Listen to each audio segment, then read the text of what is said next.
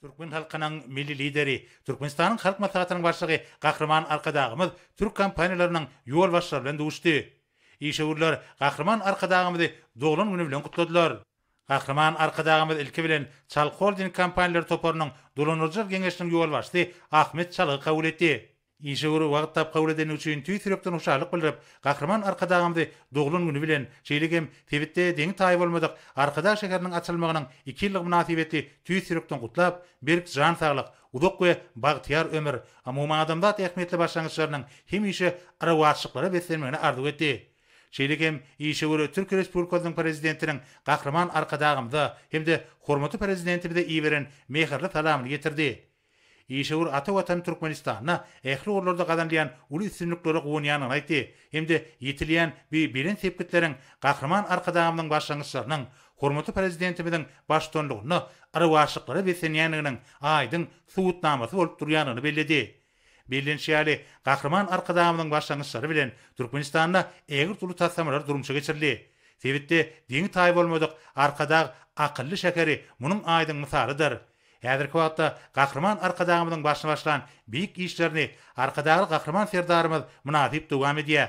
Gahrman Arkadagymyň dürüden inçime almy işleri bolsa, ýaşlar üçin uly mektep we durmuşda ýol görkezjidir.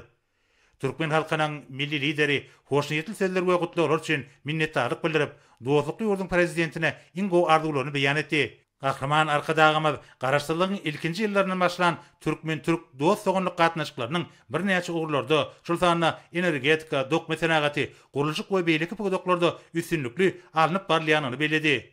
Duşun barşyna bellenşýäli Türkmenistan daşary ykdysady gatnaşyklaryna hyzmatdaş ýurtlary we kompaniýalary bilen diň hukuklyk hemde birik-birigiň behbedini hormatlamak täpleriniň ugralýar. Şunun bilen baglykda Türkmenistan bilen Türkiýanyň arasynda hyzmatdaşlygy üýtdirmekde ýurdumyzda işleýän Türk kompaniýalarynyň, hyzmatlaryna Çalk Holding kompaniýasynyň uly goşandy bellenildi.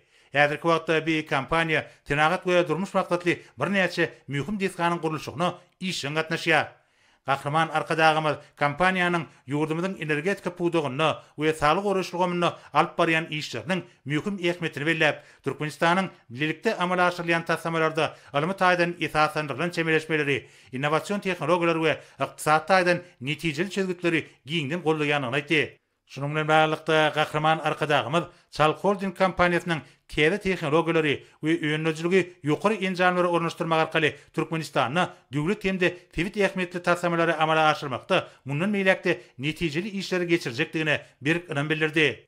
Işeýur bildirilýän uly ynam üçin hoşallygyny beýan etdi. Hemde kompaniýanyň geljekde de öz üstüne alan şertnamalaryň borçnamalaryny ýerine getirmäge jogapkärçilikli çemeleşjekdigini anandyrdy.